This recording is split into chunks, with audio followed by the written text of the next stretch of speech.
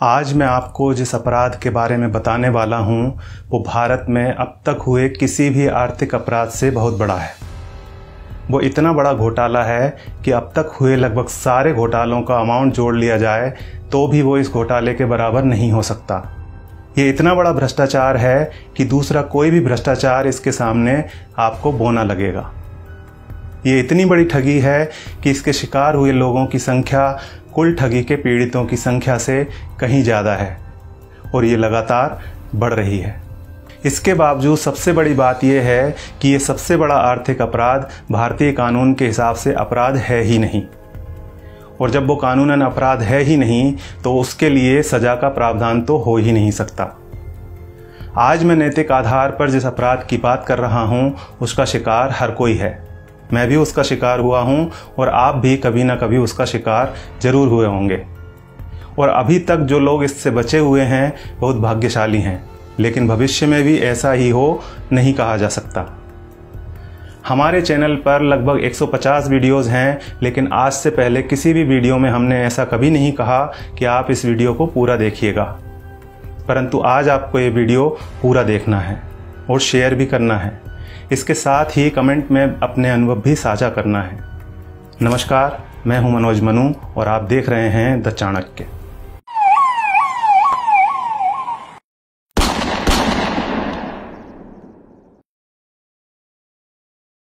जब हम खुले बाजार से कोई चीज़ खरीदते हैं तो मोल भाव करते हैं। यहाँ तक कि जब हम 50 रुपए की सब्जी खरीदते हैं तो सब्जी वाले से बोलते हैं भैया 40 रुपए लगा लो।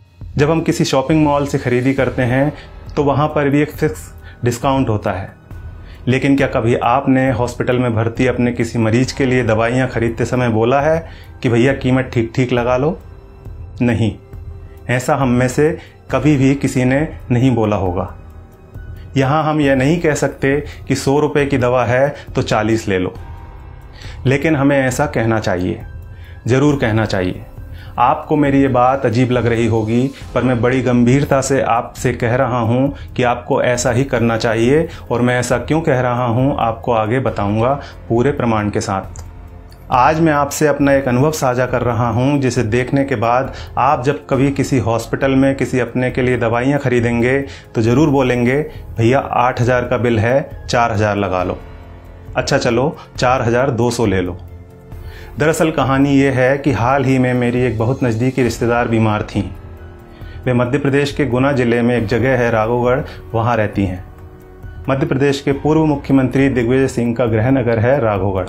महामारी के चलते उन्हें बाहर ले जाना खतरनाक हो सकता था, इसलिए पिछले 3 महीनों से उनका इलाज गुना में ही चल रहा था, लेकिन आराम नहीं हुआ।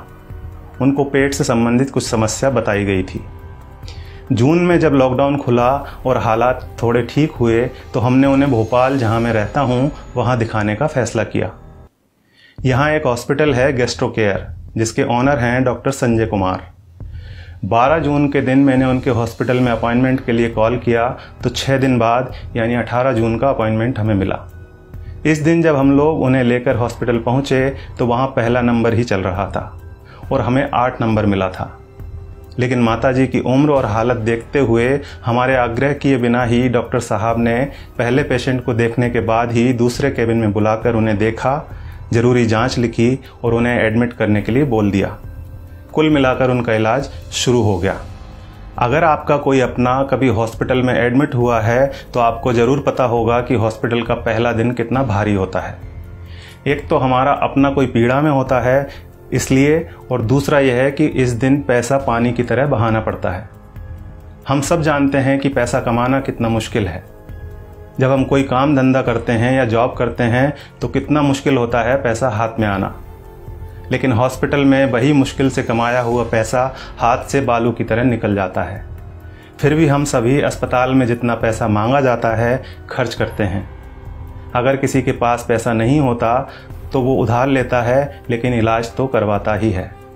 अस्पताल में पहले दिन ही सबसे ज़्यादा टेस्ट होते हैं, कुछ सर्जिकल आइटम्स भी खरीदे जाते हैं।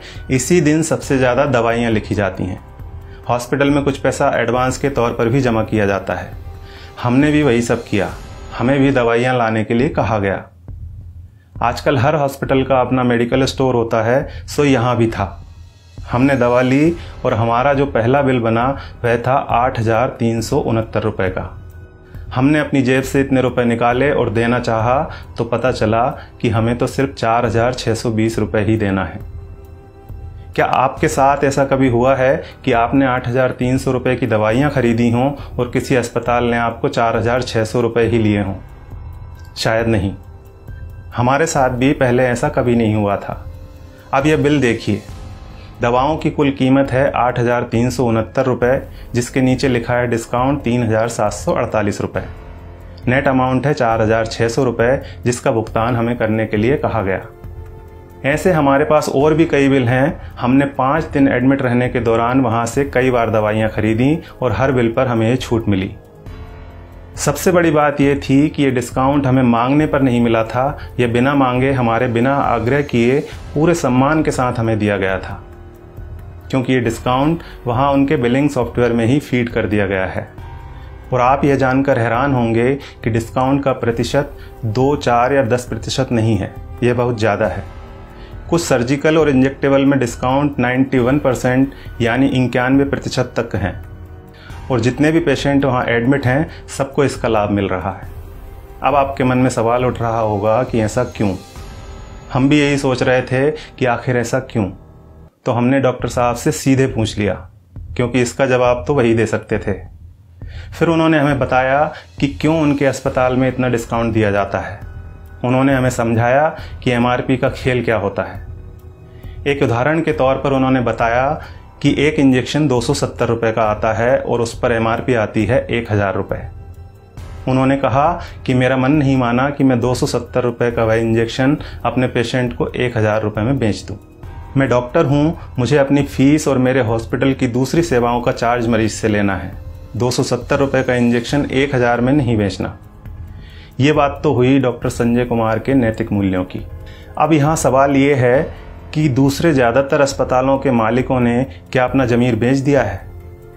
बेबी गैस्ट्रो केयर अस्पताल के डॉक्टर संजय कुमार की तरह ये क्यों नहीं कहते कि हमें भी अपनी सर्विसेज का पैसा ही मरीज से लेना है? वे क्यों नहीं कहते कि 270 रुपये का इंजेक्शन 1,000 में हम नहीं बेचेंगे? दूसरा सवाल ये है कि आखिर दवा कंपनियों द्वारा इतनी MRP लिखी ही क्यों जा रही है? इनको किसने अधिकार दिया है दवाओं पर इतनी ज़्यादा MRP लिखने का? और आखिर में सबसे बड़ा सवाल यह है कि हमारी सरकार, हमारा स्वास्थ्य विभाग, हमारे प्रधानमंत्री और स्वास्थ्य मंत्री क्या कर रहे हैं? वे इस बात का संज्ञान क्यों नहीं लेते? क्या दवा कंपनियों द्वारा लिखी जा रही MRP पर अंकुश लगाना नोटबंदी या धारा 370 हटाने से ज़्यादा कठिन काम है? क्या इसे व्यवहार में लाना GST लागू करने से ज़्यादा मुश्किल है? अगर नहीं तो फिर क्यों दवा कंपनियों को इतनी छूट दे रखी है? उन्हें इस बात को संज्ञान में लेना ही चाहिए और जल्दी से जल्दी MRP पर अंकुश लगाना चाहिए। जब तक ऐसा नहीं होता है तब तक आपको और हमें अपनी आवाज़ उठानी ही पड़ेगी, और ये इतना मुश्किल भी नहीं है। हम सबको बस इतना करना है कि अगर 270 रुपये का इंजेक्शन हमें 1,000 रुपये में दिया जा रहा है तो हमें कहना है भैया 300 लगा लो, चलो भैया 400 ले लेना। इसके साथ ही एक काम और करना है, और वो ये है कि इस वीडियो को ज़्यादा से ज़्यादा शेयर करना है। धन्यवाद।